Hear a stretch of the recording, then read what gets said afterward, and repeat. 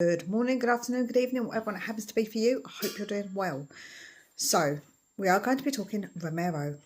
He's got a little bit of a reputation, but does this reputation really represent him as a player?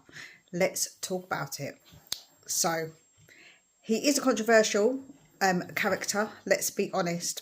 And looking back at the defenders that Tottenham have had, we've had some absolutely amazing ones. We've had King, we've had Jan, we've had Toby, Mabut, and Romero won't be remembered as one of those great defenders, I don't think, in a lot of people's minds.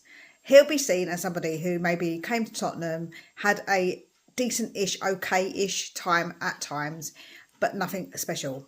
Now, I understand his reputation, but I will say that maybe some of his reputation is maybe a little bit overstated. He definitely divides opinions, that is for sure. So let's get into some facts about Romero, because I think that it's important to go by, yes, what we see, I completely agree. And how you feel about him is obviously going to maybe go by his body language and some of those things that you feel when he is on the pitch. But I also want to bring to you some facts that maybe could even up the playing field when it comes to actually what's factually correct compared to what people actually say is true. So let's start. He has had 156 appearances and 123 of them have been in the Premier League. 13 goals and 11 assists, which for a defender, I mean, isn't bad. 24 clean sheets, not great. He's in the 96th percentile for tackles. He's in the 96%. He is in the 88%.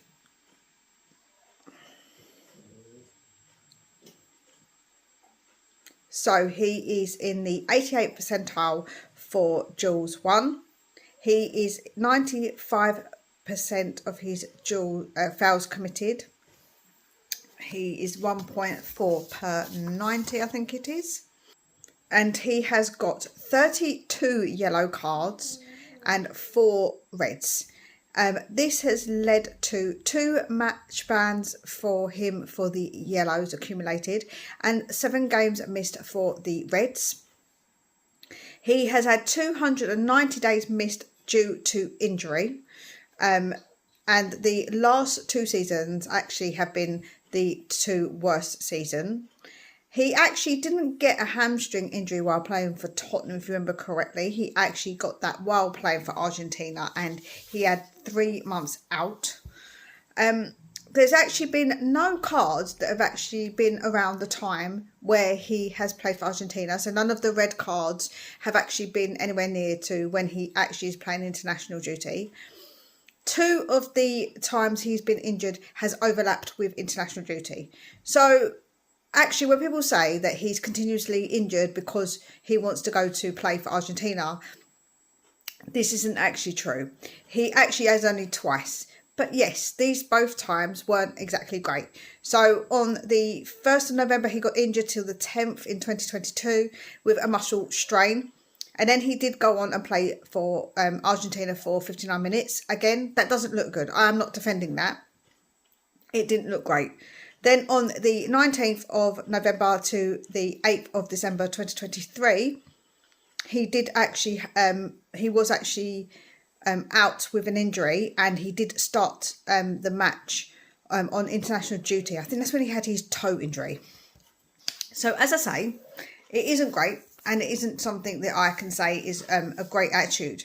But I would say that when people say that it is always happening, that's not actually true. So these are the facts, and I can see, like I say, why people have a negative view of Romero, but in fact, that's not really true.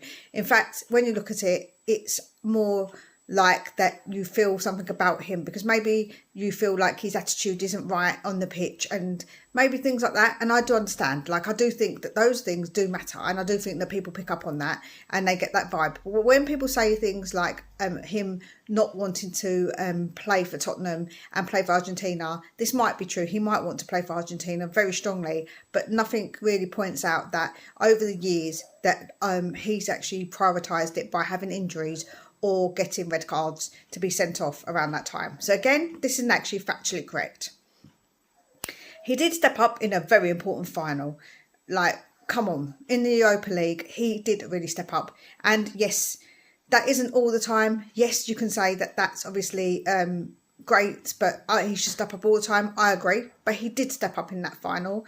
And yes, it's not enough, but I do think that in an important period, when we were really trying to push for a trophy, he did actually step up. And that's something that I will remember fondly, as well as him dancing drunk, being drunk on the bus, all of those things that were very, very, very funny. He's very inconsistent, and being unavailable makes him not exactly a great elite player. I think that availability is very important, and I think that inconsistency is something that you can't really say that a player is world class if they've got that. So I wouldn't say that he is a world class player.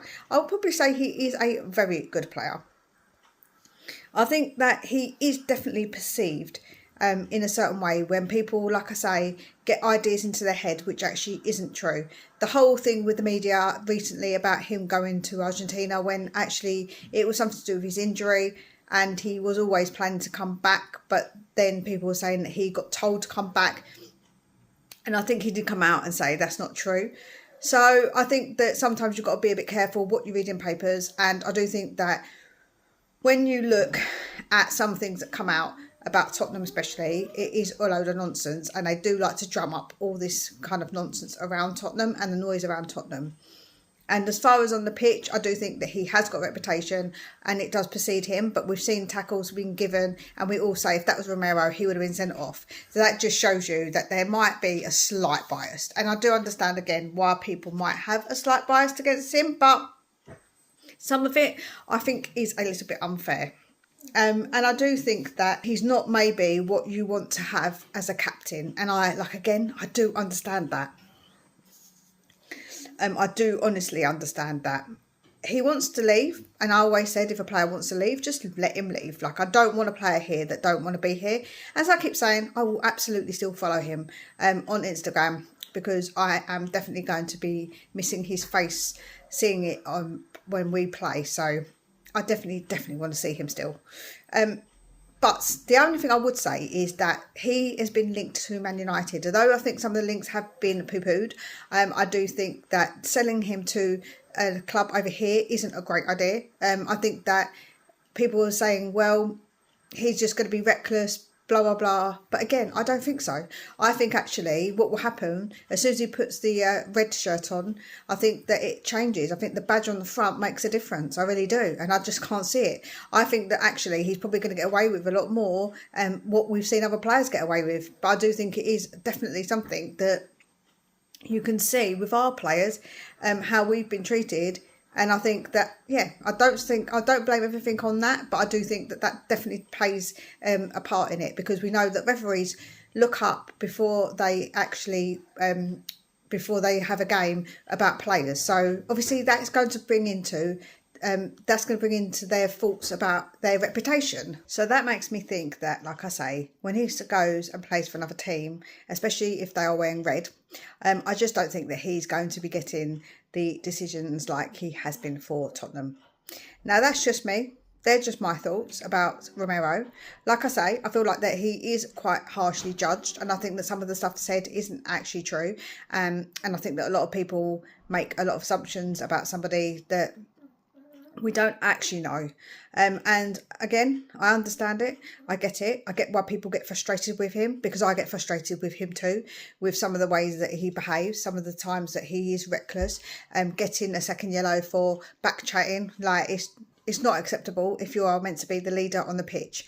Absolutely not. And I've already said I would absolutely sell him, especially if he does want to go go. I don't want somebody here that don't want to be here, especially if they've got a bad attitude. But what I would say is some of the stuff that I have said and I've stated to be factually correct, some of the things that I think that people make assumptions about and actually isn't true, people obviously need to maybe think about that when they do speak on Romero, because I think that his reputation does precede him, but I actually think his reputation is basically made worse because of people who like to say things about him that actually aren't true, and this gets around like it's a fact, and it's just not a fact.